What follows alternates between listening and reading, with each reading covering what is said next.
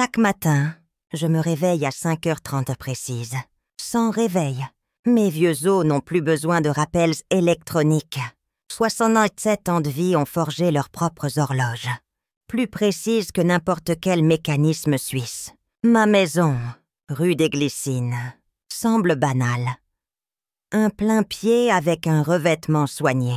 Un petit jardin bien entretenu à l'avant, où je cultive des lavandes violettes, bordant une fontaine en pierre. Il y a beaucoup de maisons comme celle-ci à Saint-Vallieuil, construites dans les années 50, quand la ville commençait à croître. Mes voisins me considèrent comme une retraitée ordinaire, vivant modestement, mais dignement. Ils ne réalisent pas que ma retenue quotidienne est un choix conscient. Après un petit déjeuner léger, porridge aux amandes, fruits frais, une bonne tasse de thé. Je mets ma tenue habituelle, une robe simple, mais de qualité, aux couleurs discrètes, une veste classique, des chaussures en cuir faites main, confortables. J'ajoute des boucles d'oreilles en argent minimaliste, une montre, les seuls bijoux que je porte quotidiennement, une sac en cuir souple, un chapeau élégant à bords étroits. Ma garde-robe assez petite, mais chaque pièce est d'une qualité irréprochable, conçue pour durer des années. Mon fils, Étienne, avec sa passion pour les logos de créateurs tape à l'œil, n'a jamais compris cette philosophie. Je monte dans ma Peugeot, pas neuve, mais impeccablement entretenue. La voiture démarre instantanément, fonctionnant aussi fiablement qu'il y a 10 ans. J'ai toujours choisi des choses pour leur qualité, leur durabilité, pas pour l'éclat de la nouveauté. La ville à cette heure s'éveille à peine. Saint-Vallier n'est pas Paris. Ici, tout commence plus tard, plus posément. Je roule dans des rues qui s'animent lentement. Une jeune femme, avec un gobelet isotherme, courant vers une boulangerie. Un vieil homme promenant son chien. Des adolescents attendant le bus scolaire. La vie ordinaire d'une ville ordinaire. Je me gare près de mon restaurant, jamais juste devant l'entrée. Une vieille habitude, liée à ma règle tacite de ne pas afficher mon lien avec l'établissement. Je fais toujours le dernier tronçon à pied. Variante mon trajet. Aujourd'hui, je choisis la route par la place des Tilleuls, avec ses tilleuls centenaires, ses banques soignées. Voilà l'Étoile d'Argent. Un bâtiment en pierre blanche de 3 étages, avec de grandes fenêtres, une enseigne élégante, à 7 heures matinales. Seules les lumières de la cuisine sont allumées, où les préparatifs pour la nouvelle journée ont déjà commencé. J'entre par une entrée latérale, aménagée pour rester discrète aux yeux curieux. Bonjour. Madame Aline, Bastien, le gardien de nuit terminant son service. Mes saluts. Bonjour, Bastien.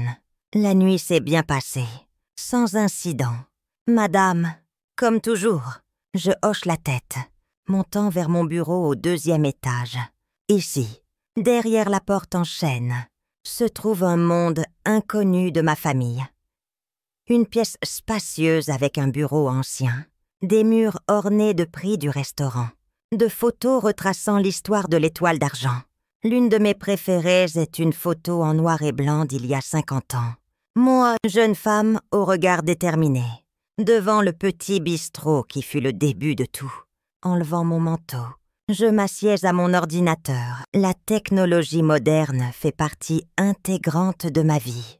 Bien que Étienne soit convaincu que je sais à peine utiliser un téléphone, je passe en revue les rapports d'hier, vérifie les réservations, étudie les finances. Les affaires vont bien, mieux que bien. L'Étoile d'Argent prospère comme jamais. Élise Moreau, ma directrice exécutive.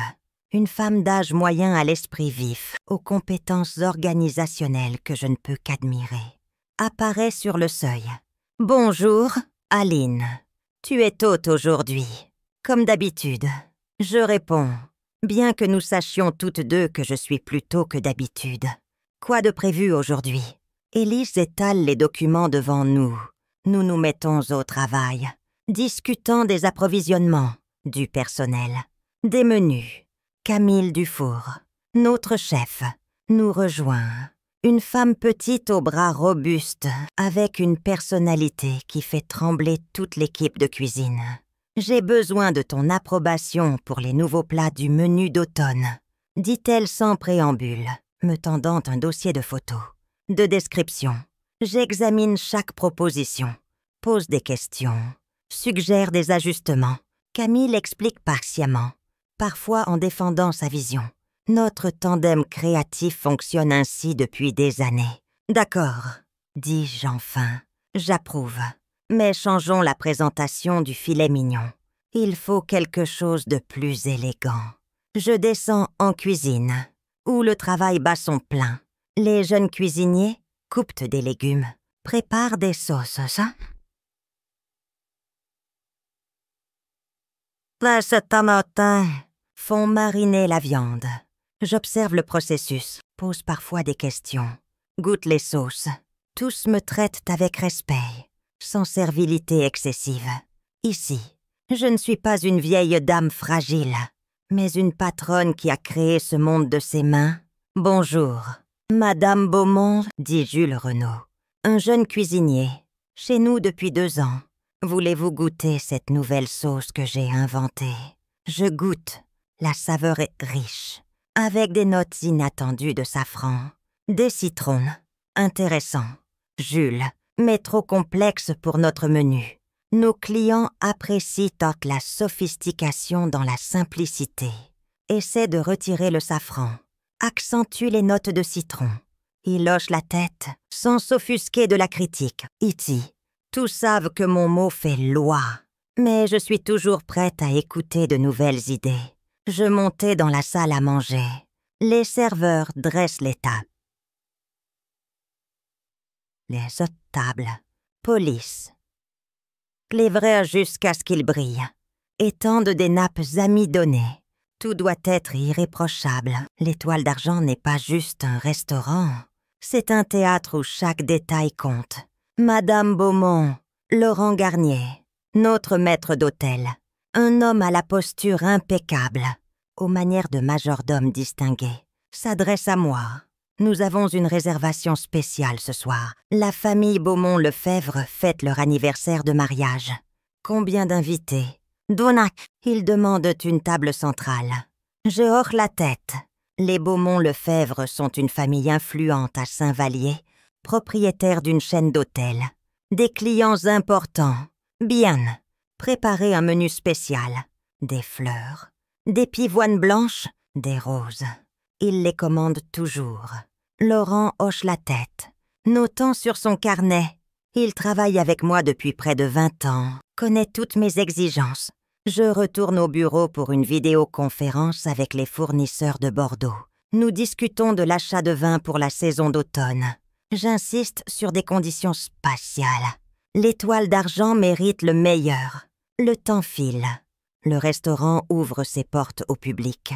Je me change pour une tenue plus formelle. Une robe bleu nuit avec une broche en perles. Maintenant, je ressemble à la propriétaire d'un établissement prestigieux. Mais, comme toujours, je n'apparais pas dans la salle. J'observe via un système de caméras installé pour voir chaque coin du restaurant.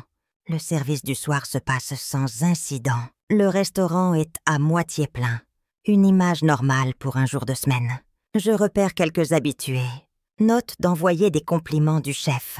Je quitte le restaurant par la même sortie latérale. Je me change dans la voiture, redevenant une retraitée ordinaire. Aucun client ne réalise que la femme âgée montant dans la voiture discrète est la propriétaire de l'endroit où ils viennent de déjeuner.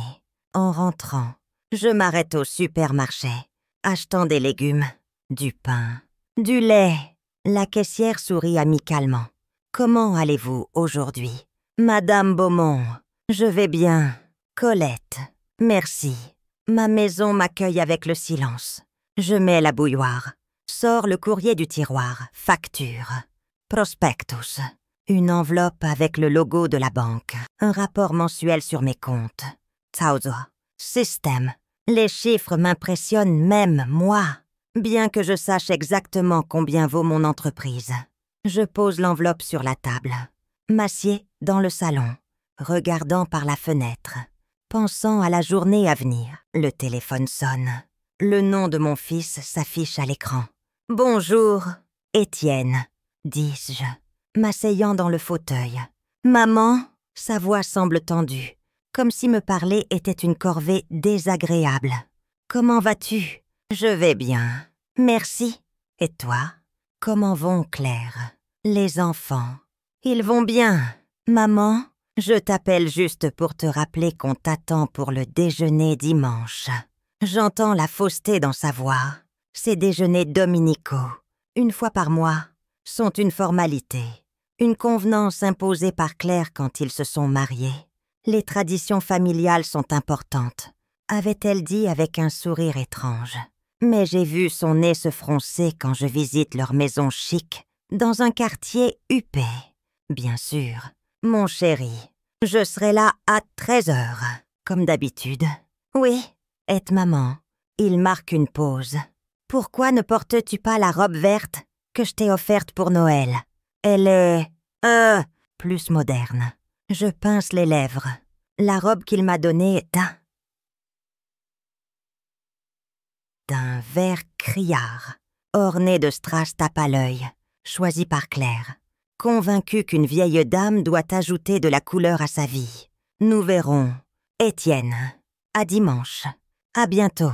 Je raccroche, restant immobile un moment, regardant par la fenêtre. Mon fils, mon seul enfant, a honte de moi, honte de ma prétendue pauvreté, de mon mode de vie, de mes habitudes démodées à ses yeux. Il ne s'est jamais intéressé à mes affaires, mes pensées, mes réalisations. Pour lui, je suis un fardeau, un rappel d'un passé qu'il préférerait oublier.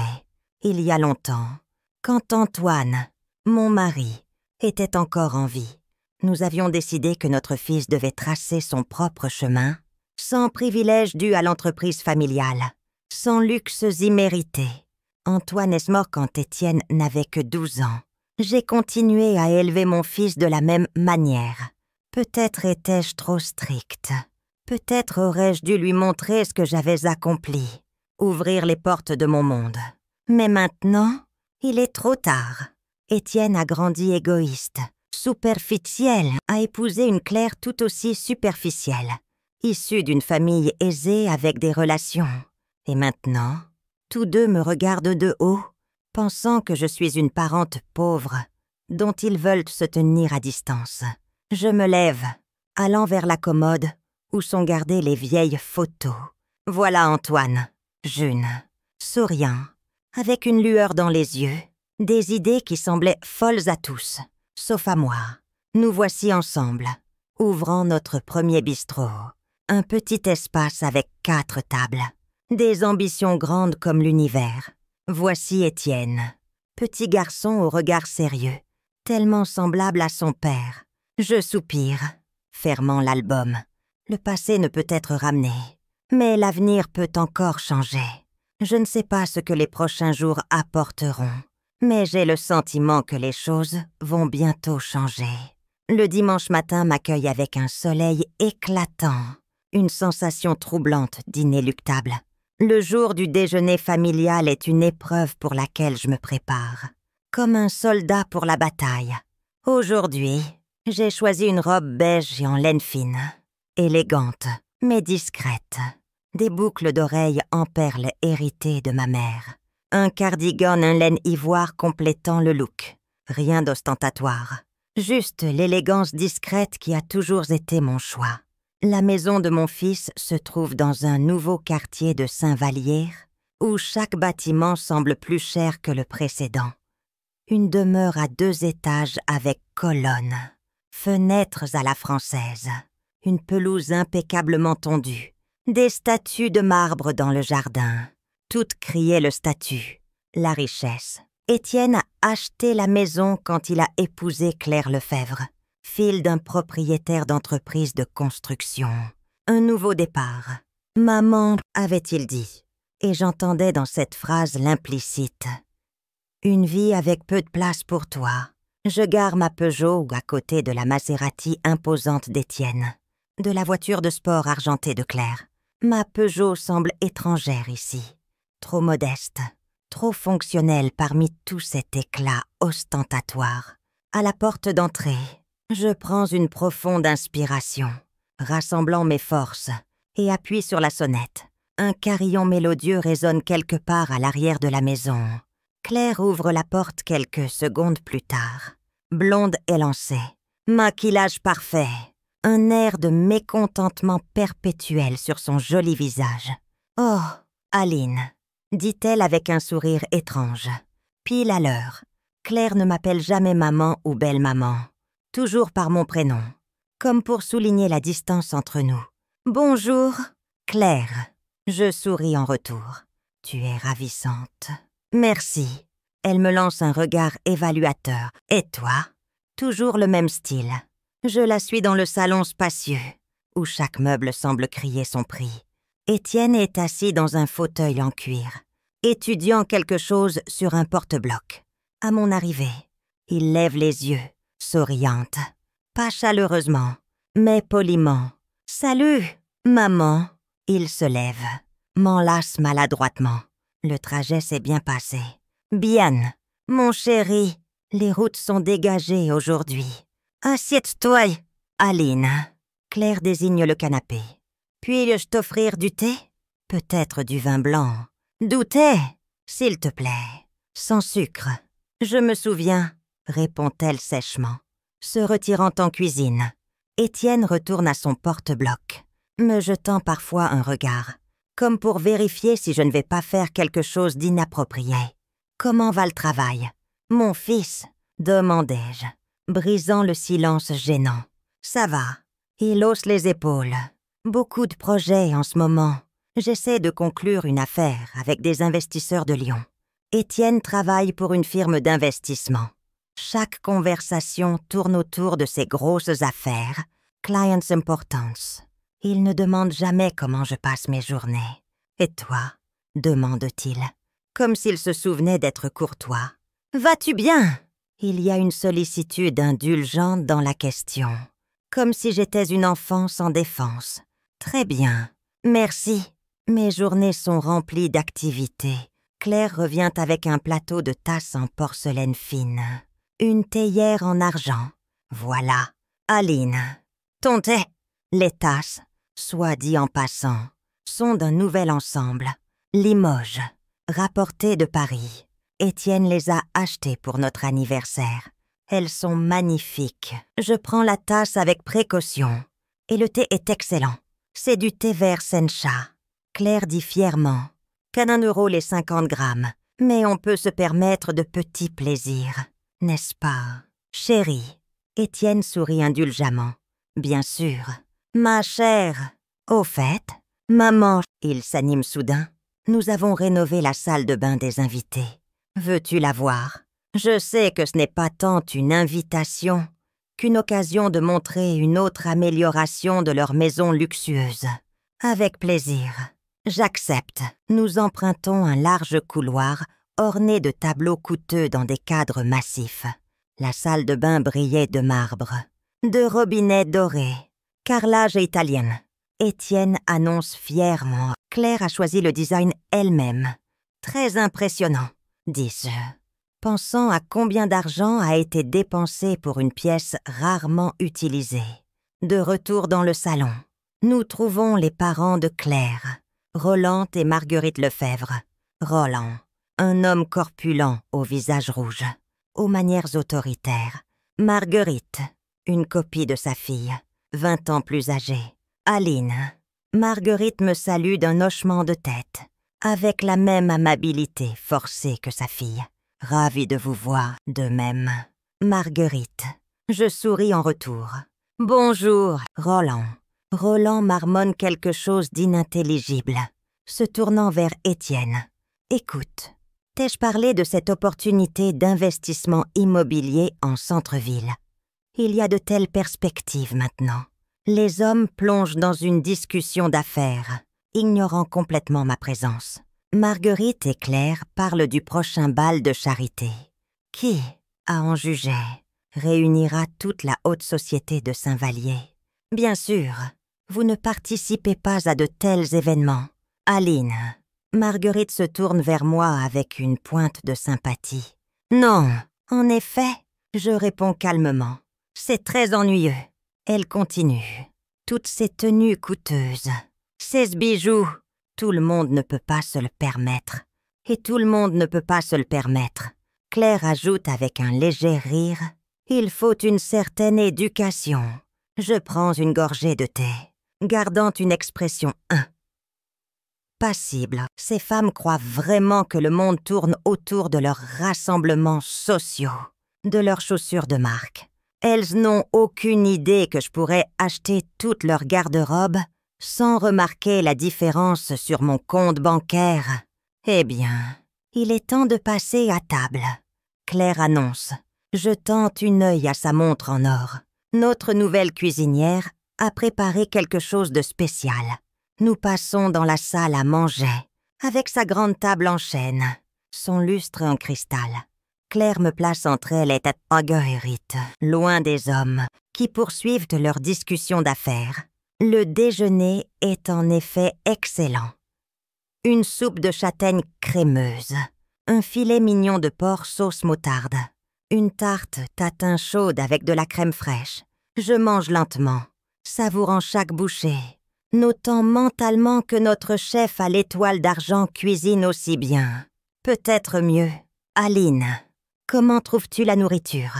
Claire demande, espérant visiblement des compliments enthousiastes. C'est très bon, je réponds sincèrement. Surtout la sauce moutarde, bien équilibrée. Claire semble un peu déçue de ma réponse retenue. Notre cuisinière a été formée à Paris, dit-elle fièrement. Tout le monde ne peut pas s'offrir une telle experte. En effet, j'acquiesce. Les bons chefs valent leur pesant d'or. Après les plats principaux, le dessert est servi. Une mousse au chocolat exquise avec un coulis de framboises. La conversation à table dévie sur le récent voyage en Europe d'Étienne et Claire. Paris est magnifique au printemps, Claire dit avec enthousiasme. Nous avons séjourné au Georges Pliventin, dîné au Pré-Catelan. Aline, es-tu déjà allée à Paris? Oui, il y a de nombreuses années. Je réponds, avec mon défunt mari. Oh, Claire semble surprise, comme si elle ne pouvait imaginer que j'ai voyagé. Et où as-tu séjourné? Un petit hôtel sur la rive gauche. Très cosy. Probablement quelque chose d'économique. Marguerite suggère avec une pointe de condescendance. Quand nous étions jeunes, nous économisions aussi. Je ne dis rien, me souvenant de ma chambre avec Antoine à l'hôtel de Crillon. Un des hôtels les plus luxueux de Paris. Mais pourquoi ruiner leur perception de moi? Après le dessert, les hommes se retirent dans le bureau d'Étienne pour discuter affaires. Nous, les femmes, restons dans le salon avec du café, de la liqueur. Aline, Claire commence, scrutant ma tonnuet. Je voulais te dire depuis longtemps, peut-être devrais-tu renouveler ta garde-robe. À ton âge, il est important de paraître moderne. Claire, Marguerite feinte l'indignation, mais ses yeux montrent son approbation. Je pense juste à Aline. Maman, Claire sourit innocemment. Dans notre cercle, l'apparence compte. Je ne voudrais pas que notre famille soit jugée. Ma garde-robe me convient. Je l'interromps calmement. Mais merci de ta sollicitude. Bien sûr, si ça te rend confortable. Claire marque une pause. Pense juste à Étienne. Il se soucie de l'image de sa famille. À ce moment, les hommes reviennent dans le salon. Étienne semble satisfait, comme s'il venait de conclure une bonne affaire. Maman, il se tourne vers moi avec un enthousiasme soudain. Nous avons une nouvelle. Claire et moi avons décidé de célébrer notre 5e anniversaire de mariage. Une grande fête à la fin du mois. Félicitations, dis-je sincèrement. 5 ans, c'est une grande date. Oui, et nous voulons fêter ça en grand. Claire dit, nous avons réservé le meilleur restaurant de la ville, l'Étoile d'Argent. Roland dit fièrement, je connais le maître d'hôtel personnellement. Je l'ai arrangé grâce à mes relations. Je sens mon cœur sauter un battement. L'Étoile d'Argent, mon restaurant. Le destin a décidément un sens de l'humour. L'étoile d'argent, je demande, gardant ma voix stable. J'ai entendu que c'est un bon endroit. Le meilleur de Saint-Vallier. Marguerite confirme. Il est incroyablement difficile d'y réserver, surtout pour un grand événement. Mais Roland a des relations partout. Roland sourit avec suffisance. Pas juste des relations. Marguerite, il faut de l'argent. Beaucoup d'argent. Louer une salle pour une soirée coûte une fortune. Une fortune que nous pouvons nous permettre. Claire ajoute, me jetant un regard évaluateur. Bien sûr, tu es invitée. Aline, Étienne dit avec un effort visible. C'est une fête familiale. Après tout, merci. Étienne, je suis honorée. Vraiment. Claire s'empresse d'intervenir. Il y aura beaucoup de nos amis. Des gens importants. Et il faudra peut-être un peu de conformité. Que veux-tu dire? Claire. Étienne demande, bien que son visage montre qu'il sait exactement ce qu'elle veut dire. Eh bien, chérie. Claire pose doucement sa main sur son épaule. Je m'inquiète juste pour que tout le monde soit à l'aise.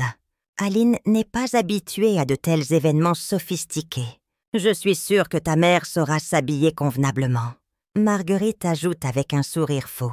Peut-être pourrions-nous l'aider à choisir une tenue. C'est une excellente idée, Claire s'exclame.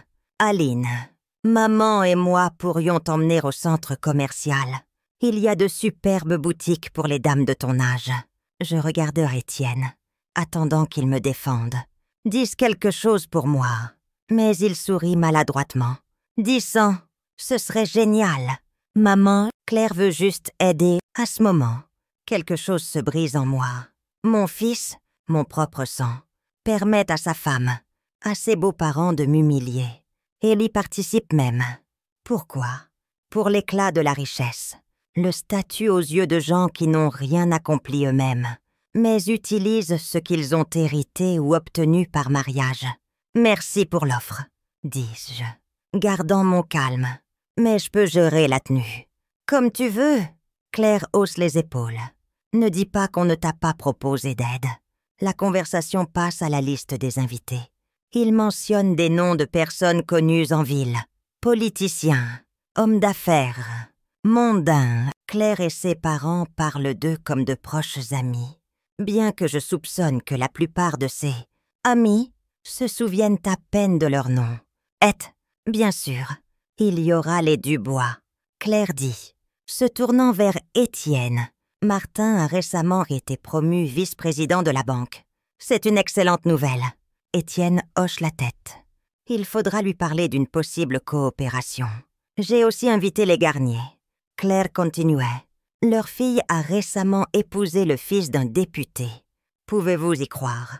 Il continue, énumérant les noms, les réalisations de leurs connaissances, comme un catalogue d'objets coûteux. Je les écoute avec un mélange de tristesse, d'irritation. Est-ce vraiment ce que mon fils considère comme important? Cette course sans fin pour le statut.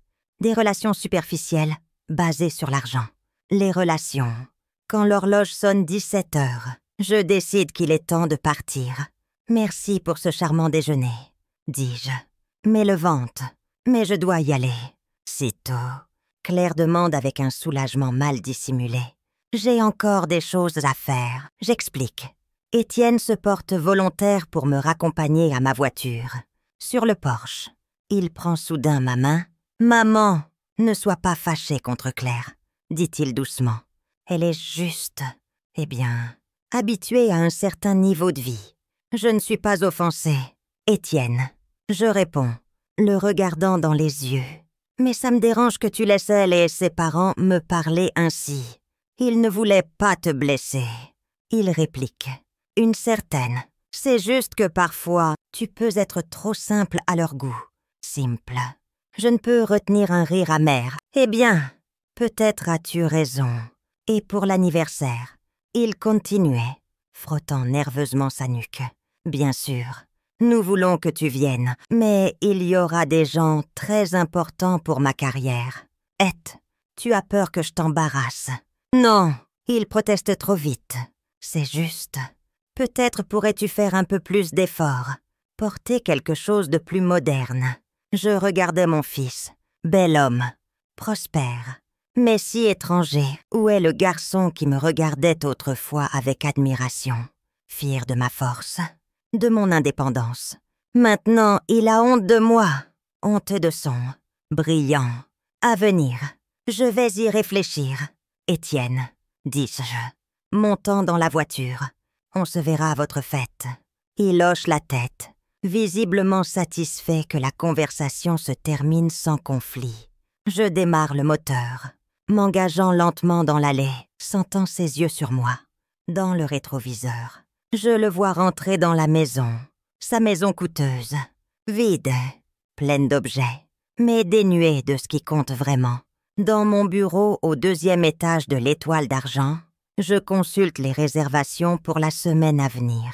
Mes yeux s'arrêtent sur une entrée surlignée en marqueur doré. Famille Beaumont-Lefebvre. Fête d'anniversaire. 24 personnes. Traitement VIP.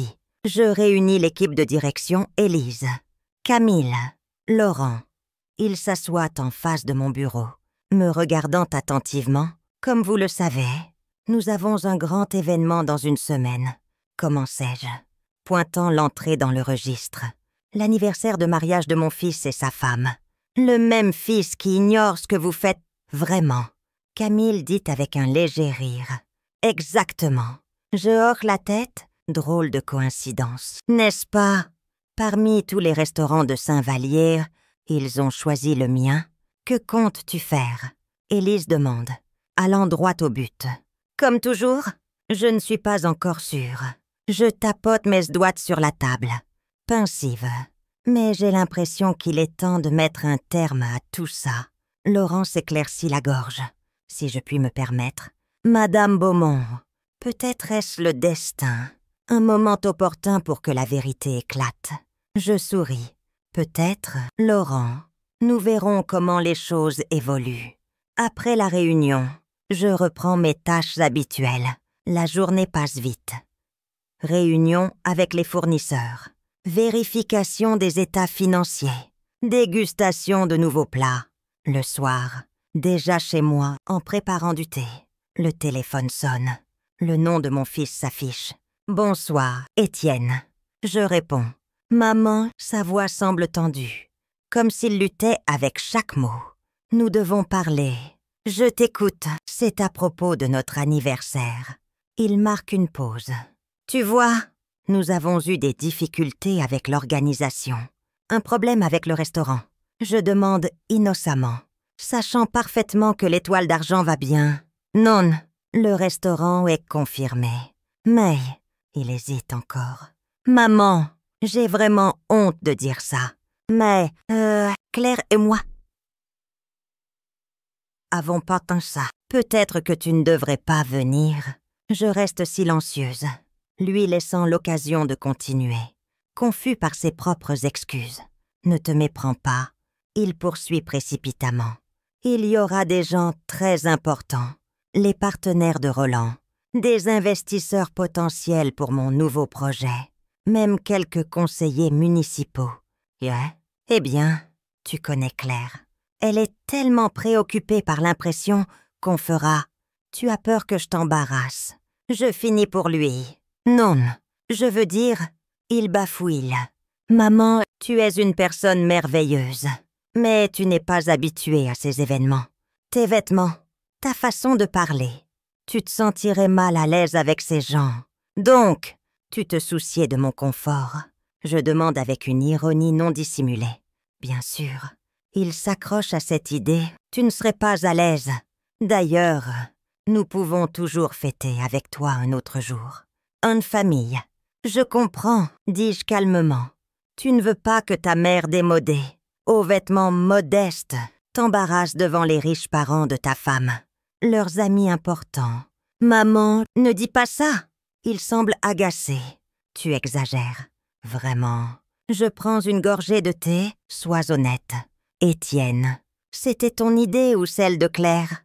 Il reste silencieux une seconde. Nous avons tous deux convenu que c'était pour le mieux. Je vois, je soupire. Eh bien, Étienne, Je ne m'imposerai pas. Fêtez votre anniversaire sans moi, merci de comprendre. Maman, le soulagement dans sa voix est presque palpable. Nous passerons te voir le lendemain. Te raconter comment ça s'est passé. Bien sûr. Je réponds d'une voix stable. Bonne soirée. Je raccroche, regardant longtemps par la fenêtre le ciel qui s'assombrit. Le thé dans ma tasse refroidit, mais je ne le remarque pas. Quelque chose en moi s'est enfin brisé. Ce dernier fil d'espoir que mon fils me verrait un jour, comme plus qu'un fardeau. Le lendemain matin... J'appelle Élise, j'ai besoin que tu organises une réunion d'urgence. Toi, moi, Camille, Laurent, ce soir à 22h. Quelque chose ne va pas. Je perçois l'inquiétude dans sa voix. On peut dire ça? Je réponds. J'ai pris une décision.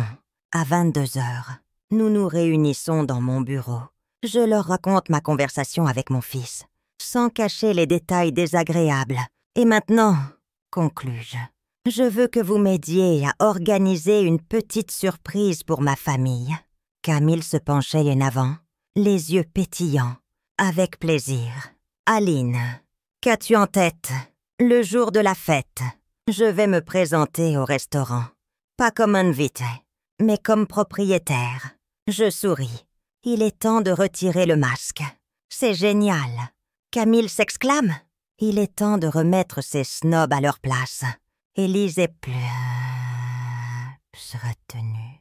Aline, es-tu sûre?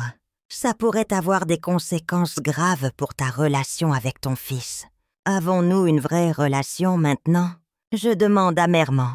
Mon fils a honte de moi. Sa femme. Ses beaux-parents me méprisent. Qu'ai-je à perdre? Laurent, silencieux jusque-là, lève la main, si je puis me permettre. J'ai une idée pour rendre ce moment particulièrement mémorable. Je t'écoute, Laurent. Et-si, pendant la fête, au moment des toasts, Camille sortait dans la salle, vous remerciait, en tant que propriétaire, pour vos années de gestion du restaurant, publiquement, devant tous les invités. Un rare sourire apparaît sur le visage du maître d'hôtel, toujours réservé. Ce sera spectaculaire. Élise dit avec un léger sourire. J'aime l'idée. J'acquiesce, à une condition. Je ne veux pas que ça semble une vengeance ou une humiliation. Juste la vérité, qui devait sortir depuis longtemps. La semaine suivante passe en préparatifs. Je vérifie personnellement le menu de la fête, m'assurant que seuls les meilleurs plats, vins soient servis, quoi qu'il arrive. C'est l'anniversaire de mariage de mon fils unique. Je veux que tout soit parfait. Le soir arrive rapidement. Je choisis pour l'occasion une robe noire élégante d'un grand couturier, conservée des années dans un étui spécial au fond de l'armoire. Je complète le look avec un collier de perles à fermoir en diamant, un cadeau d'Antoine pour notre dernier anniversaire. Le maquillage est discret, mais irréprochable. Les cheveux coiffés dans un style simple, mais élégant. En regardant mon reflet dans le miroir, je suis surprise de ne pas être nerveuse, comme si les années de dissimulation étaient enfin terminées. Je pouvais être moi-même, Aline Beaumont, qui a créé un des meilleurs restaurants de la ville, pas la mère pauvre d'Étienne. J'arrive au restaurant 1 heure avant le début de la fête. Élise m'accueille à l'entrée de service. « Tu es magnifique », dit-elle avec une admiration sincère. « Étienne ne te reconnaîtra pas. » « Merci. » Je souris. Tout est prêt. Tout est dans les temps. Les invités y arriveront dans 30 minutes. Camille a préparé le menu spécial. Laurent a briefé le personnel. Ta table est prête dans un coin, où tu auras une vue dégagée sur toute la salle, sans être remarqué tout de suite. Parfait. Je hoque la tête. Commençons notre petit spectacle. Je prends place à une table isolée. Commande un verre de champagne, observant les invités arriver. La plupart, je les connais, grands hommes d'affaires, politiciens. L'élite de Saint-Vallier, ils se salutent avec une cordialité exagérée, échangeant compliments, dernière spotin. Les principaux acteurs de la célébration, Étienne et Claire, arrivent, rayonnant de fierté. Les parents de Claire, Roland et Marguerite les suivent, semblant habitués au luxe. À l'attention, Laurent les escorte personnellement à la table centrale, dressée avec le plus grand soin. J'observe mon fils regarder la salle d'un air important, hochant la tête condescendant au serveur, chuchotant quelque chose à l'oreille de Claire, qui la fait rire. Ils ressemblent à un couple parfait de magazine, beau, prospère, impeccablement habillés. Mais je vois la fausseté dans leur sourire, la tension dans leur maintien, comme s'ils attendaient toujours le jugement des autres. La soirée se déroule comme prévu. Des plats raffinés sont servis. Du vin coûteux est versé. Des toasts sont portés à la santé. Au bonheur du jeune couple. Je reste inaperçue dans mon coin, observant l'événement avec une légère tristesse. Même en un jour si important, mon fils ne mentionne jamais mon nom dans son discours de remerciement. Comme si je n'existais pas. Laurent annonce que la chef du restaurant souhaite féliciter personnellement les invités. Camille apparaît dans la salle en tunique blanche, immaculée, ce qui est inhabituel. Elle quitte rarement la cuisine pendant le service. Honorés invités, commence-t-elle d'une voix forte, confiante. Je tiens à remercier la famille Beaumont-Lefebvre d'avoir choisi l'étoile d'argent pour leur jour spécial. Nous sommes honorés de vous accueillir. Les invités applaudissent poliment. Étienne et Claire échangent sur roi sans raison.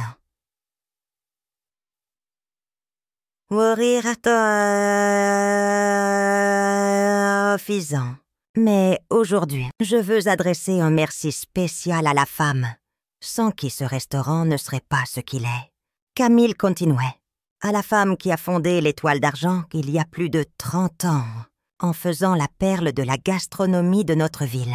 À la femme dont la vision, le travail acharné, le goût impeccable définissent chaque détail de votre expérience aujourd'hui. Je vois Roland froncer les sourcils, perplexe sur l'identité dont elle parle. Étienne semble s'ennuyer, comme attendant la fin de la partie formelle. Mesdames et messieurs, Camille marque une pause dramatique. Permettez-moi de présenter l'âme véritable de l'Étoile d'Argent, sa créatrice, sa propriétaire, Madame Aline Beaumont. Un silence s'installe dans la salle.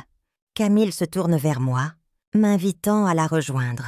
Je me lève lentement, sentant les regards de tous les présents, le dos parfaitement droit, un léger sourire. Je me dirige vers le centre de la salle. Le visage d'Étienne se tord de choc. Il ouvre la bouche, mais aucun mot n'en sort. Claire pâlit. Ses yeux s'écarquillent d'horreur, d'incrédulité. Roland semble avoir reçu un coup. Marguerite s'agrippe au bord de la table, comme craignant de tomber. « Bonsoir », dis-je, m'adressant à tous les invités. Je suis en effet Aline Beaumont, propriétaire de l'Étoile d'Argent. Et ce soir, je suis particulièrement ravie d'accueillir ma famille ici. Je me tourne vers la table où Étienne, Claire et ses parents, stupéfaits, sont assis. Mon fils, Étienne, et sa charmante épouse, Claire, célèbrent aujourd'hui leur 5e anniversaire de mariage. 5 ans de bonheur que j'ai eu le plaisir d'observer. Bien que de loin, un murmure surpris traverse la salle. Les invités regardent de moi à Étienne, essayant de comprendre ce qui se passe. « Maman !» Étienne arrive enfin à articuler, le visage cramoisi d'embarras, de confusion. Que se passe-t-il? Juste la vérité. Mon chéri, je réponds calmement. La vérité que tu n'as jamais pris la peine de découvrir. Camille me tend un verre de champagne. Je le lève. À 5 ans de mariage d'Étienne et Claire. Et à la vérité, qui, comme vous le savez, finit toujours par éclater. Les invités lèvent leurs verres. Hésitant, incertain de comment réagir à cette situation inattendue. Je prends une gorgée, rends le verre à Camille. Maintenant, continuez à célébrer. Toutes les dépenses sont, bien sûr, offertes en l'honneur de mon fils, de sa charmante épouse. Sur ces mots, je me dirige vers la sortie dans un silence absolu, rompu seulement par le claquement de mes talons sur le sol de marbre. Je quitte la salle, laissant derrière moi des invités stupéfaits, une famille choquée. Une fois dans mon bureau, je m'effondre dans un fauteuil, prends une profonde inspiration. Les frissons que je retenais éclatent enfin. Je ne ressens ni triomphe, ni jubilation, juste un étrange sentiment de libération, comme si le poids des années de dissimulation s'était enfin ôté de mes épaules. Quelques minutes plus tard, la porte s'ouvre. Étienne apparaît sur le seuil. Pâle, confus, ne ressemblant en rien à l'homme confiant d'il y a une demi-heure. « Maman ?» Sa voix tremble.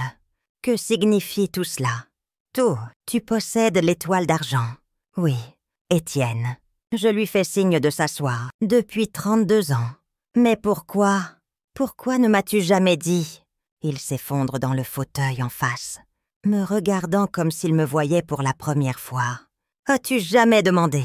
Je réponds doucement. « T'es-tu intéressé à ma vie, mes réalisations, mes rêves, ou as-tu juste accepté l'image que tu t'étais faite de moi? Une mère pauvre, démodée, à tenir éloignée de tes amis importants. » Il reste silencieux, tête baissée. Claire et ses parents apparaissent à la porte, tous trois choqués, confus. « Est-ce vrai ?» Claire demande d'une voix tremblante. « Possèdes-tu vraiment tout cela ?»« Absolument. » Je réponds. « Je peux vous montrer les documents. Si vous ne me croyez pas. » Roland se dandine, ne sachant tout regarder. « Madame Beaumont, nous, il bafouille. Si nous avions su, vous m'auriez traité différemment. » Je finis pour lui. Exactement. Et c'est tout le problème. Après cette nuit mémorable à l'étoile d'argent, je passe quelques jours dans une solitude absolue. Je débranche mon téléphone fixe, mets mon portable en mode silencieux. Interdit au personnel du restaurant de révéler où je me trouve. J'ai besoin d'espace, de temps pour digérer ce qui s'est passé. Décider quoi faire ensuite. Le matin du 3e jour, je rallume mon téléphone, trouvant 47 appels manqués. Turn audio messages, 23 appels d'Étienne. Kidnap de Claire, le reste de ses parents. Je ne lis même pas les messages. Je branche le répondeur, fais du café. Alors que le café goûte lentement dans la tasse, je repense à cette nuit. Au visage d'Étienne, quand Camille m'a présenté comme la propriétaire. Un mélange de choc, des hontes, d'incrédulité. Claire, instantanément pâle, les yeux écarquillés. Roland, perdant son arrogance habituelle. Marguerite, ne sachant que dire pour la première fois de sa vie. Ces images reviennent sans cesse. Mais, étrangement, elles ne sont ni satisfaisantes ni apaisantes. Le téléphone sonne encore. Étienne. Je fixe l'écran clignotant, mais prends mon temps pour répondre. Enfin, le signal s'arrête. Le répondeur s'enclenche. « Maman, c'est encore moi !»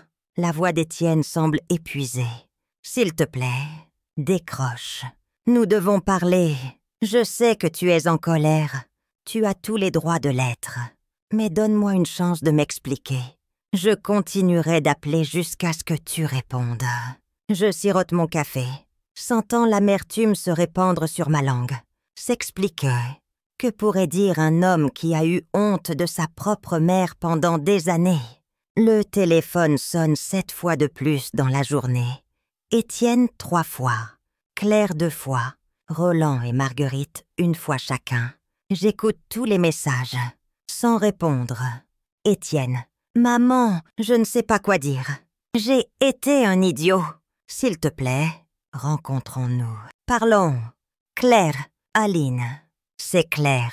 Nous sommes tellement désolés. Nous ne savions pas. Rappelle-nous. Nous voulons réparer ça. Roland.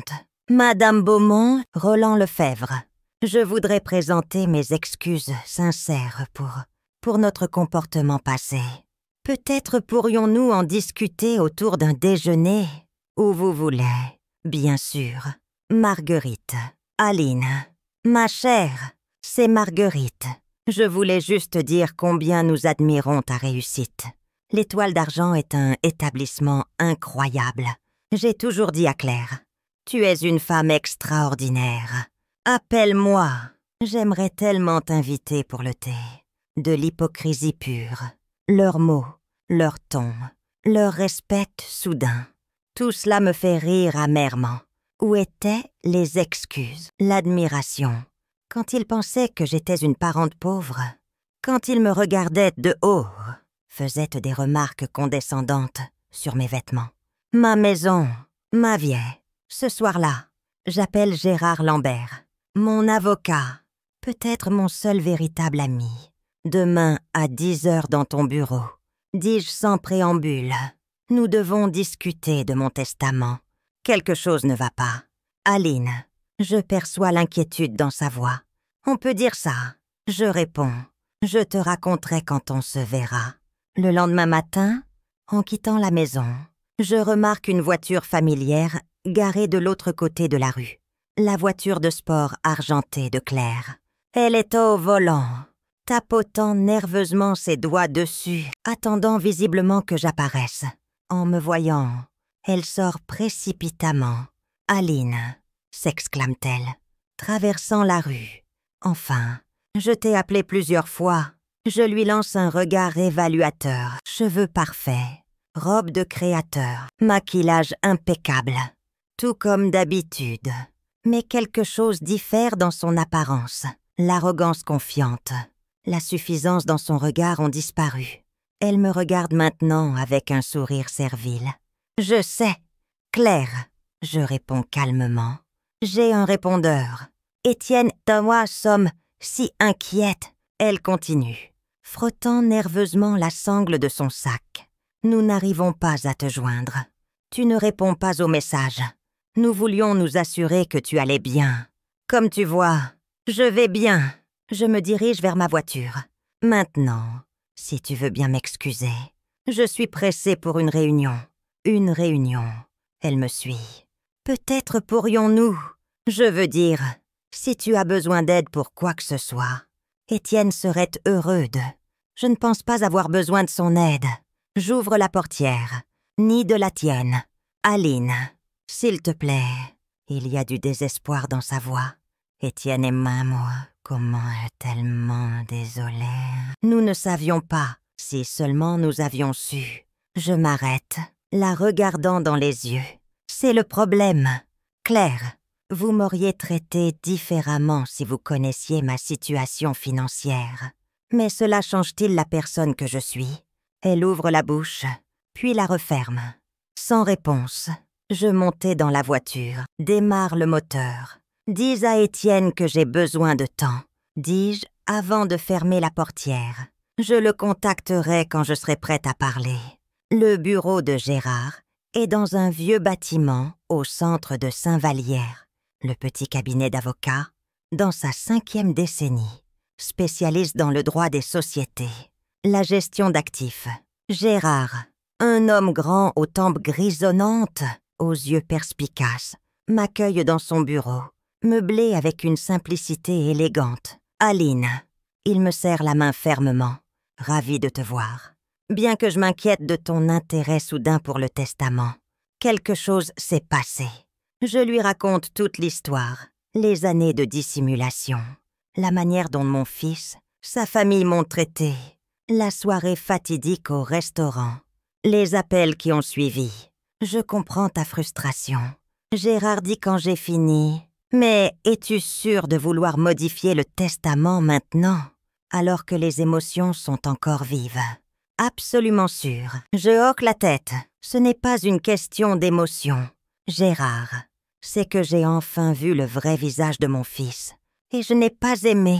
Nous passons 3 heures à revoir chaque paragraphe de mon testament. À l'origine, je prévoyais de léguer la majeure partie de mes biens, y compris le restaurant, à Étienne. Maintenant, les choses ont changé. Je veux créer un fonds fiduciaire, dis-je à Gérard.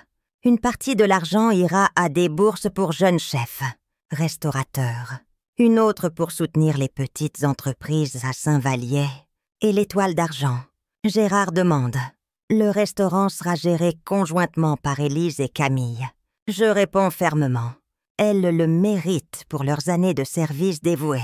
Et Étienne, il s'interroge. Malgré tout ce qui s'est passé, il reste mon fils, mon sang. Il aura la maison, une certaine somme d'argent, dis-je enfin.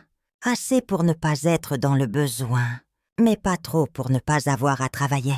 Gérard hoche la tête, prenant des notes. Nous serons prêts dans quelques jours. Autre chose à discuter. Non, je secoue la tête. Juste une requête. Ne dis à personne le contenu du testament. Surtout pas à Étienne ou sa femme. S'ils descendent de te contacter, bien sûr. Gérard me regarde sérieusement. Tu sais que je respecte la confidentialité. En quittant le bureau de Gérard, je décide de déjeuner dans un petit café à proximité. Juste après avoir passé ma commande, mon téléphone sonne. Cette fois, c'est Roland Lefebvre. Désolé de vous déranger. Madame Beaumont, sa voix semble inhabituellement respectueuse. Je réalise que vous ne voulez probablement pas nous parler maintenant. Mais vous avez raison. Monsieur Lefebvre, je l'interromps. Je ne veux vraiment pas parler. Mais puisque j'ai décroché, allez-y, parlez. Je voudrais... Marguerite et moi aimerions vous inviter à déjeuner, en guise d'excuse pour notre comportement inapproprié passé. Comportement inapproprié. Je ne peux retenir un rire amer.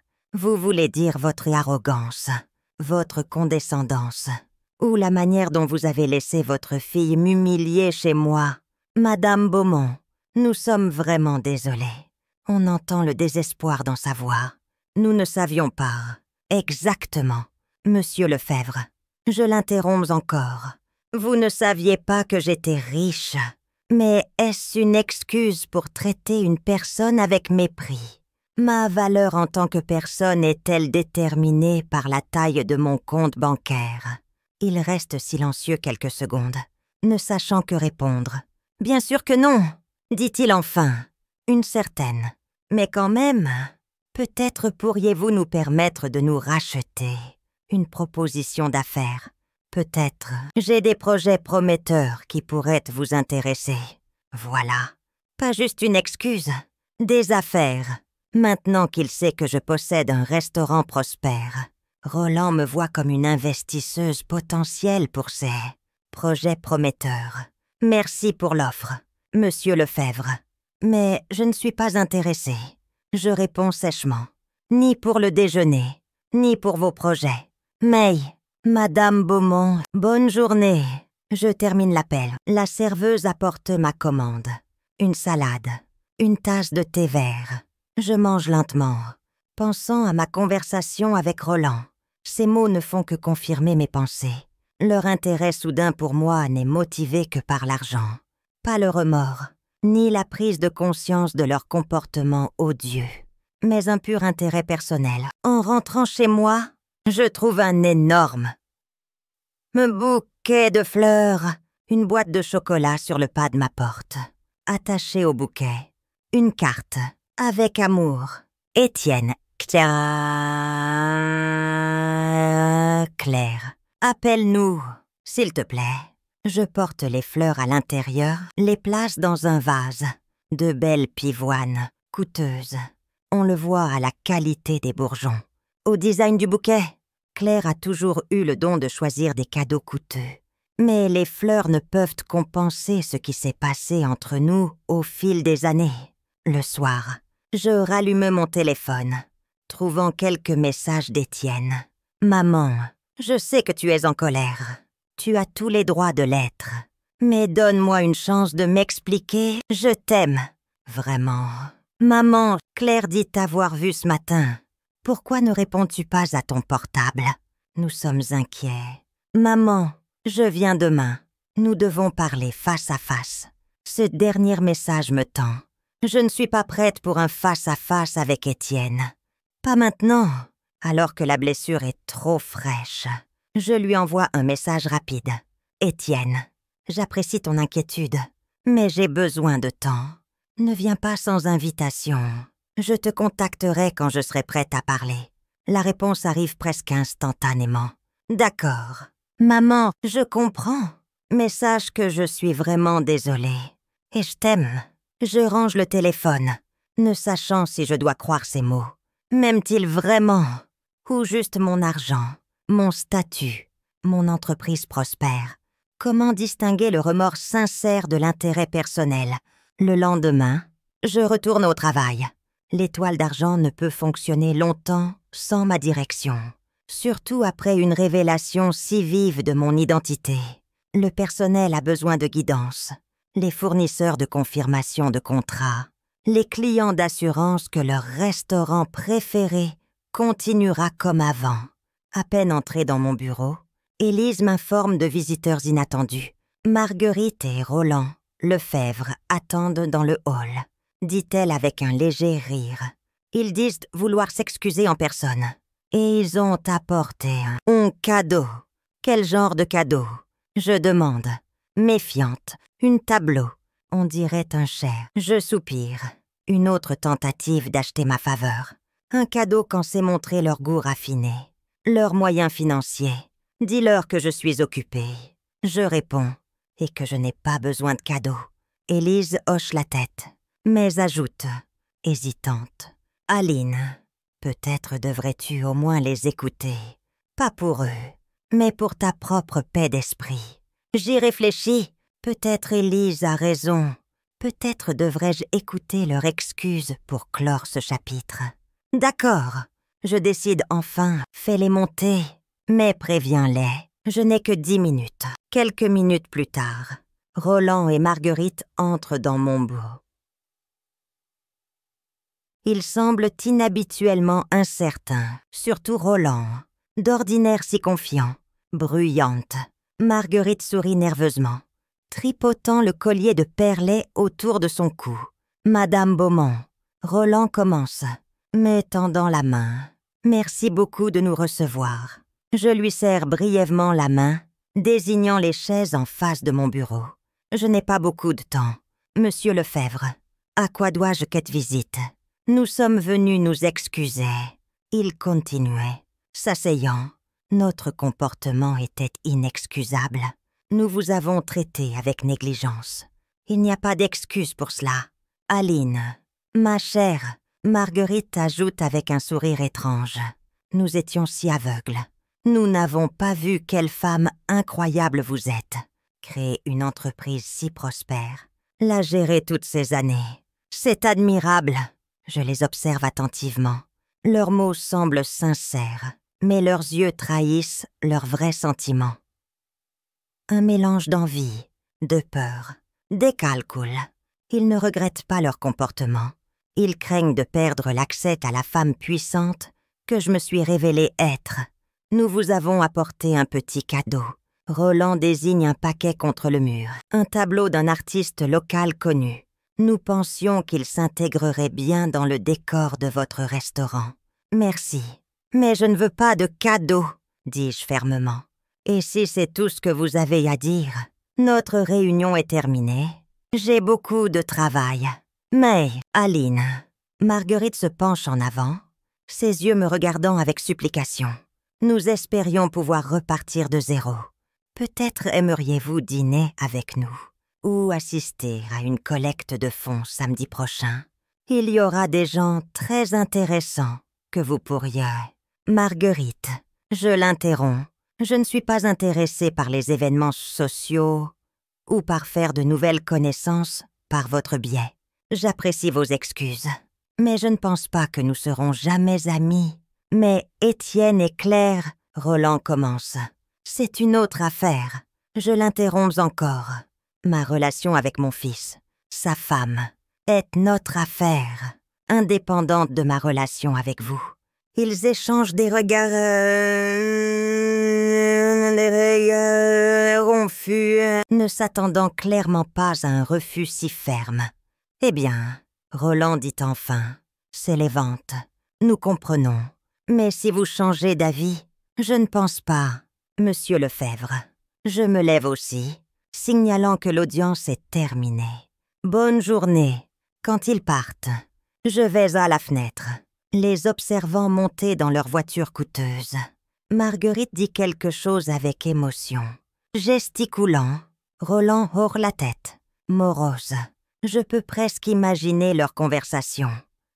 Ressentiment face à mon attitude. Ingrate. Plan pour gagner ma faveur. Peut-être mon investissement. Regret des opportunités perdues. Je retourne à mon bureau, me plongeant dans le travail, essayant de ne pas penser à eux. Mais mes pensées reviennent à Étienne. Mon fils, mon sang. L'argent compte-t-il plus pour lui que les liens familiaux? Ou y a-t-il une sincérité dans son remords soudain? Ce soir-là, je reçois un courriel de Claire, longue, plein d'excuses, d'explications. Elle écrit combien elle est désolée, ravie de mon succès, veut renouer, et à la fin, une demande de rencontre pour discuter. Je ne réponds pas. Quoi discuter?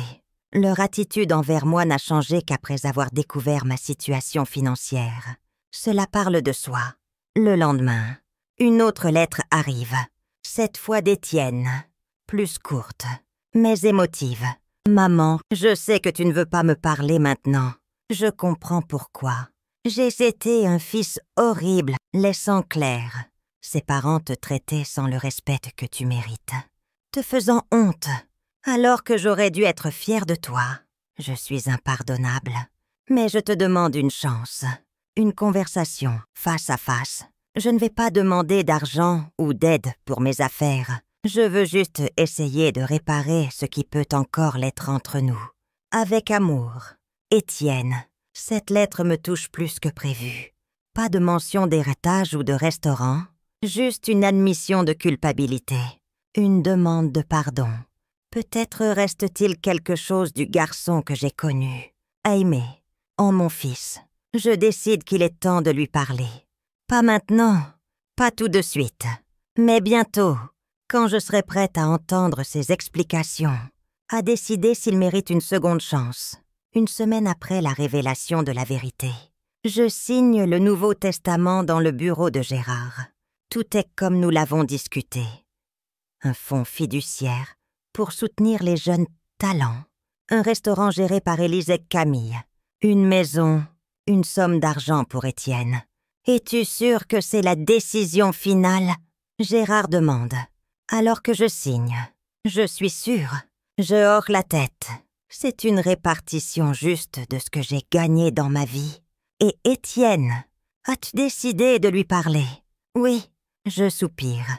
J'ai fixé une rencontre pour demain au restaurant. Dans mon bureau, il est temps d'avoir une conversation sérieuse. Gérard hoche la tête, compréhensif. Quoi que tu décides. Aline, souviens-toi que tu n'as pas à pardonner juste parce qu'il est ton fils. Le pardon doit se mériter. Je sais, je réponds doucement, mais je veux au moins entendre ce qu'il a à dire. Peut-être que tout n'est pas perdu. En quittant le bureau de Gérard, je me dirige vers le restaurant. J'ai battu. Système, je passe la journée à faire les choses habituelles. Vérifier les comptes, parler aux fournisseurs, goûter de nouveaux plats. Mais mes pensées reviennent sans cesse à ma rencontre imminente avec Étienne. Que lui dirais-je? Pourrais-je pardonner des années de négligence, des hontes?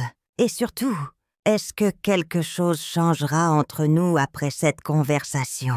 Je fixe la rencontre dans mon bureau à l'Étoile d'Argent, à 9h du matin, une heure où le restaurant est encore fermé au public. Personne ne nous dérangera. J'arrive tôt pour me préparer, non seulement pratiquement, mais aussi mentalement. Élise, entrant avec mes rapports matinaux, remarque ma nervosité. Tout ira bien. Aline, dit-elle, serrant ma main pour me rassurer. Tu es une femme forte, tout surmontera ça. Je sais, je souris, reconnaissante. Je ne pensais juste pas qu'à mon âge, je devrais traverser un tel tourbillon émotionnel. La vie est pleine de surprises. Élise dit, philosophe, veux-tu que je sois là quand ils arriveront? Non, je secoue la tête. Ça doit être une conversation entre moi et ma famille. Quelle qu'elle soit, le gardien appelle. Étienne. Claire est, de manière inattendue. Les parents de Claire sont arrivés, attendant dans le hall. Je n'avais pas invité Roland et Marguerite. Mais ils semblent penser que c'est aussi une affaire familiale pour eux. Fais-les entrer. J'ordonne, me redressant dans mon fauteuil, me préparant mentalement à la conversation à venir. Ils entrent ensemble. Méfiant, inhabituellement silencieux, Étienne semble émacié, des cernes sous les yeux, Clairette, comme toujours, impeccablement habillée, maquillée, mais son assurance habituelle a disparu. Roland et Marguerite restent en arrière, comme incertains d'être les bienvenus. « Bonjour, je les salue. Asseyez-vous. » Ils prennent les chaises en face de mon bureau. Étienne s'assied juste devant moi, Claire à côté, ses parents un peu à l'écart. « Maman, Étienne commence, déglutissant nerveusement. Merci d'avoir accepté de nous rencontrer. Nous, je réalise que tu es très contrarié, et tu as tous les droits de l'être. Je ne suis pas contrarié. Étienne, je réponds calmement. Je suis déçu. C'est différent. Bien sûr. Il baisse les yeux. Quoi qu'il en soit, je veux m'excuser pour tout, pour la manière dont je t'ai traité au fil des années, pour avoir laissé Claire. 16 parents, nous voulons nous excuser aussi. Claire l'interrompt, s'avançant. Aline, notre comportement était inexcusable. Nous t'avons jugé sur les apparences, sans chercher à découvrir quelle personne incroyable tu es vraiment. Une personne incroyable, je répète, la regardant dans les yeux. Étais-je une personne incroyable pour vous, il y a 2 semaines, Claire, ou seulement après avoir découvert que je possède ce restaurant? Elle rougit, détourne le regard. Je sais ce que ça semble, dit-elle doucement, mais je suis vraiment désolée. Nous le sommes tous. Madame Beaumont, Roland intervient, s'éclaircissant la gorge. Je comprends que nous n'étions pas invités à cette réunion, mais Marguerite et moi pensions que nous vous devions des excuses personnelles. Notre comportement était inacceptable. Oui, il l'était. J'acquiesce. Mais savez-vous ce qui est triste? C'est que même maintenant, vous ne réalisez pas quelle était votre erreur. Vous pensez que le problème est que vous ne m'avez pas donné le respect que je mérite, parce que vous ignoriez ma situation financière. Mais le vrai problème est plus profond. Vous jugez la valeur d'une personne par son compte bancaire, et cela en dit plus sur vous que sur moi. Un silence lourd s'installe dans le bureau. Étienne semble avoir été frappé. Claire tripote nerveusement la bague à son doigt. Marguerite fixe le sol. Roland s'agite maladroitement sur sa chaise. « Maman !» Étienne dit enfin, la voix étouffée. « Tu as raison. J'ai agi comme un idiot. Aveuglé par moi, je ne sais même pas par quoi. Le désir d'impressionner, la peur de ne pas être accepté dans certains cercles. Mais ce n'est pas une excuse. J'aurais dû te voir, avant tout, comme ma mère, la personne qui m'a donné la vie, tout ce que j'ai.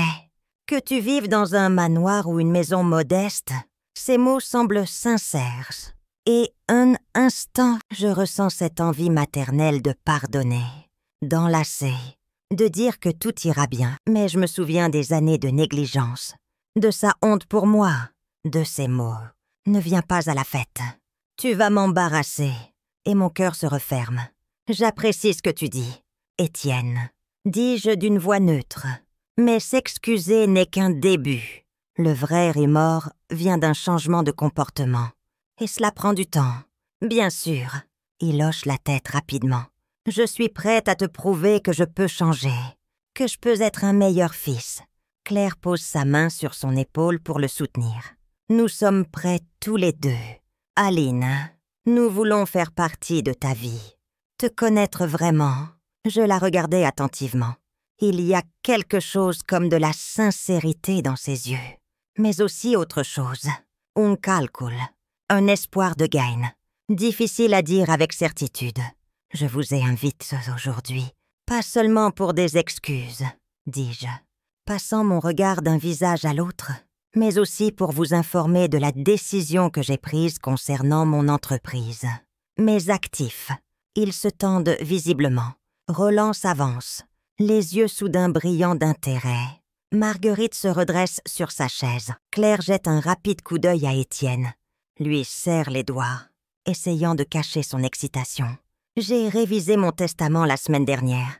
Je continue. Je veux que vous connaissiez mes plans.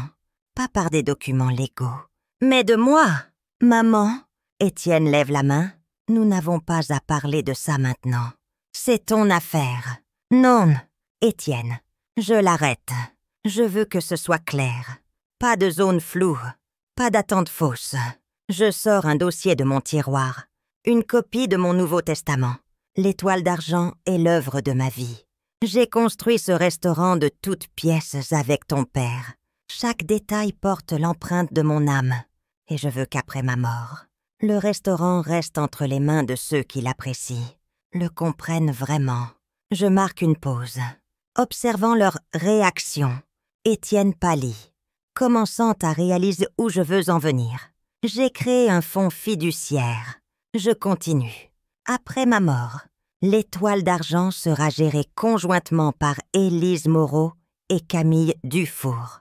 Mes collègues de longue date, mes confidentes, elles travaillent ici depuis plus de 15 ans, chacune. Connaissent l'entreprise de fond en comble. Quoi? Claire ne peut retenir son exclamation. Mais c'est une affaire familiale. Ça devrait rester dans la famille. Famille. Je hausse un sourcil. Ne le considériez-vous pas comme une affaire familiale jusqu'à récemment? Claire. Toi, Étienne, m'avez-vous jamais demandé ce que je fais? Poser des questions sur mon travail, mes plans, mes réalisations. Il reste silencieux, incapable de répondre. Exactement. Je hoche la tête. Pour vous, j'étais juste la maman pauvre d'Étienne, vivant d'une pension modeste. Vous ne m'avez jamais vue comme une personne avec sa propre vie, ses ambitions, ses succès. Alors pourquoi pensez-vous maintenant avoir droit aux fruits de mon travail? Mais, Aline, Roland intervient. Votre fils est votre propre sang. Qui d'autre, sinon lui, peut continuer votre œuvre? Étienne ne sait rien du monde de la restauration. Je réponds calmement. Il n'a jamais montré d'intérêt. Et soyons francs, Monsieur Lefebvre, je ne suis pas sûre que son intérêt soudain pour l'étoile d'argent soit dû à autre chose que sa valeur financière. Ce n'est pas juste. Maman, Étienne objecte, la voix tremblante. J'aurais pu apprendre. J'aurais pu faire partie de cette entreprise. Travailler avec toi. Tu aurais pu. J'acquiesce. Si tu avais montré de l'intérêt plus tôt, au lieu d'attendre de découvrir combien ça coûte. Et que nous laisses-tu? Claire demande, ne cachant pas sa déception. Rien. Je la fixais longuement, m'étonnant de son avidité non dissimulée. Même maintenant, après tout ce qui s'est passé, elle ne pense qu'à l'argent. Étienne aura la maison rue des Glycines. Je réponds, celle que vous avez tant critiquée, et une certaine somme d'argent, assez pour vivre confortablement, mais pas luxueusement. Une maison. Claire ne peut cacher sa déception. Mais elle est si petite, démodée, mais cosy. Je souris, et entièrement payée, sans hypothèque. Beaucoup seraient heureux d'hériter de ça. Et le reste de l'argent, Roland demande, incapable de retenir sa curiosité. En plus du restaurant, vous devez avoir des économies conséquentes. Marguerite le fait taire, mais il est évident qu'elle s'intéresse à la même question. Une partie de mes économies ira à un fonds de bourse pour jeunes chefs, restaurateurs, dis-je. L'autre partie soutiendra les petites entreprises à Saint-Vallier. Je veux que mon argent aide ceux qui veulent vraiment travailler, créer quelque chose de leurs mains, pas juste profiter du travail des autres. Un silence lourd s'installe. Étienne me regarde avec une expression mêlant choc, ressentiment. Je crois, une lueur de compréhension. Claire semble avoir été frappée. Roland et Marguerite échangent des regards confus. Maman, Étienne dit enfin, la voix étouffée. Nous es-tu vraiment autant? Moi autant? Je ne te hais pas, Étienne, dis-je doucement. Tu es mon fils, je t'aimerai toujours. Mais l'amour ne signifie pas un pardon aveugle ou une indulgence pour l'égoïsme. Parfois, l'amour, c'est permettre à une personne d'affronter les conséquences de ses actes. Peut-être apprendre une leçon. Quelle leçon? Il demande amèrement qu'on ne peut même pas faire confiance à sa propre mère. Non, je secoue la tête. Qu'on ne peut pas juger les gens par leur richesse apparente. Que la vraie valeur d'une personne n'est pas dans son compte bancaire, mais dans son caractère, ses actions, son attitude envers les autres. C'est une leçon que ton père et moi avons essayé de t'enseigner depuis que tu étais enfant. Dommage que tu ne l'aies pas apprise. Étienne baisse la tête, incapable de répondre. Claire semble sur le point de pleurer. Non de remords, mais de frustration, de colère. Vous ne pouvez pas faire ça, dit-elle enfin, serrant les poings. Ce n'est pas juste. Après tout ce que Étienne a fait pour vous, qu'a-t-il fait exactement pour moi? Claire, je la regardais dans les yeux. Me rendre visite une fois par mois par obligation. Me faire honte devant ses amis. Me demander de ne pas venir à votre anniversaire pour ne pas l'embarrasser. Elle ne sait que répondre. Je réalise que vous êtes tous déçus. Je continue, m'adressant aux quatre. Vous espériez un résultat très différent de cette réunion. Mais je voudrais que vous réfléchissiez à pourquoi vous êtes si contrariés par ma décision. Est-ce parce que vous vous souciez vraiment de moi, de mon héritage, ou parce que vous espériez un gain financier? Aline, Marguerite se lève, son visage mêlant ressentiment. Indignation. Nous sommes venus avec des excuses sincères. Et vous en avez fait une humiliation publique. Humiliation. Je hausse les sourcils. Surprise. Je vous ai simplement informé de ma décision concernant ma propre propriété.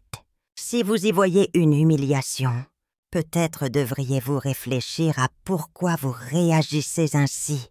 Roland se lève aussi, le visage rouge. Viens, Marguerite.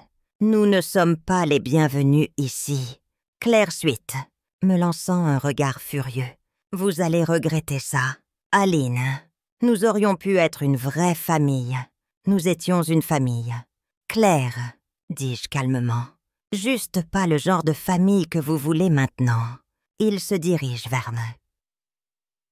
Vers la sortie, Étienne reste assis, me regardant avec une expression que je ne peux définir. Ressentiment, regrette, prise de conscience. Tu viens. Étienne. Claire demande d'un ton sec, s'arrêtant à la porte. Il se lève lentement. Oui, je viens. Mais avant de suivre sa femme et ses beaux-parents, il se tourne vers moi. Maman, je comprends que tu sois en colère. Et tu as probablement raison de l'être. Mais y a-t-il vraiment un point de non-retour? Aucun moyen de réparer les choses. Je regardais mon fils, un homme adulte qui semble enfin réaliser les conséquences de ses actes. Il y a toujours un moyen, Étienne. Je réponds doucement. Mais ça ne commence pas par attendre un héritage, mais par un désir sincère de changer. Si tu veux vraiment réparer notre relation, pas pour l'argent ou le statut, mais parce que je suis ta mère, que tu m'aimes, ma porte est toujours ouverte, mais à mes conditions. Pas aux tiennes, il hoche la tête, comme acceptant cette réponse, et suit sa femme et ses beaux-parents hors de la pièce. Quand la porte se referme derrière eux, je me permets de prendre une profonde inspiration. M'adossant à mon fauteuil, une étrange sensation m'envahit. Pas du triomphe, pas de l'autosatisfaction, mais une confiance calme que j'ai fait ce qu'il fallait. Pour la première fois depuis des années, je me sens complètement libérée du fardeau de la dissimulation. Dégrillafes-tu. Quelques minutes plus tard, Élise entre dans le bureau. Tout va bien. Elle les a vus partir. Ils n'avaient pas l'air heureux. Tout va bien. Je souris. C'est juste dur pour certains d'accepter la vérité, surtout quand elle ne correspond pas à leurs attentes. Alors, quoi maintenant? Elle demande, prenant la chaise récemment occupée par Étienne.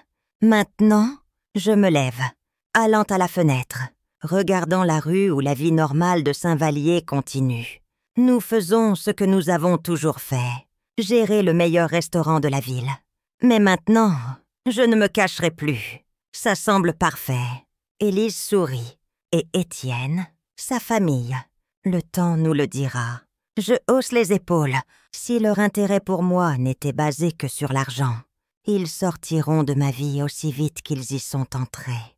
S'il y avait de la sincérité dans ce qu'ils ont dit, peut-être qu'un jour, nous pourrons repartir sur une base honnête. Ce soir-là, pour la première fois depuis des années, j'apparais dans la salle à manger de l'Étoile d'Argent, pas comme une observatrice secrète, mais comme la propriétaire ouverte. Je passe entre les tables, parle aux clients, accepte les compliments, les remerciements. Beaucoup d'habitués sont surpris d'apprendre qui je suis. Mais leur respect, leur chaleur renforcent l'idée que j'ai vécu trop longtemps dans l'ombre. 2 semaines après notre conversation, Étienne m'envoie une lettre, pas un courriel, mais une vraie lettre manuscrite sur papier. Pas de mention d'héritage ou de restaurant, juste une excuse sincère. Une demande de nouvelles rencontres. Cette fois seule, sans Claire ni ses parents. J'accepte, mais fixe le rendez-vous pas au restaurant, mais dans un lieu neutre. Un petit café en périphérie de la ville. Je ne sais pas ce que ce nouveau départ apportera. Si nous pourrons restaurer ce qui a été détruit par des années d'éloignement, de malentendus. Mais je sais une chose. Je ne vivrai plus une double vie. Je ne cacherai plus mes réalisations ni ne diminuerai ma valeur pour le confort d'autrui. Je suis Aline Beaumont, propriétaire de l'Étoile d'Argent. Une femme qui a créé une entreprise prospère de ses mains. Et maintenant, le monde entier le saura. Quant à Étienne et sa famille, ils ont appris une leçon importante. La vraie valeur d'une personne ne se mesure pas à l'argent. Et cette leçon leur a coûté cher. Est-ce juste? Probablement pas. Mais la vie est rarement juste. Elle nous offre simplement des leçons que nous devons apprendre pour devenir de meilleures personnes. Je continue de gérer l'Étoile d'Argent, maintenant ouvertement, avec fierté de ce que j'ai créé. Chaque matin, j'arrive au restaurant, pas par l'entrée latérale, mais par l'entrée principale. Je salue le personnel, discute des menus avec Camille, des finances avec Élise, du service client avec Laurent. Je ne me cache plus, ne fais plus semblant, et dans cette nouvelle vie ouverte, j'ai enfin trouvé ce que je cherchais depuis des années. Pas juste le succès ou la reconnaissance, mais la vraie liberté d'être moi-même, sans masque ni excuse. Étienne. Eh bien, il a maintenant une chance de prouver qu'il regrette vraiment son comportement passé. Pas pour l'héritage ou l'argent, mais pour restaurer une relation sincère entre mère et fils. S'il saura saisir cette chance, le temps le dira. Mais une chose est sûre. Mes portes sont ouvertes à l'amour vrai, au respect, mais fermées à jamais à l'intérêt personnel, à la dissimulation. Et c'est là, peut-être, l'héritage le plus important que je puisse laisser. Pas l'argent ou les possessions, mais la leçon que la vraie valeur d'une personne ne se mesure pas à sa richesse, mais à son caractère, ses actions, sa capacité à voir la vraie valeur des autres.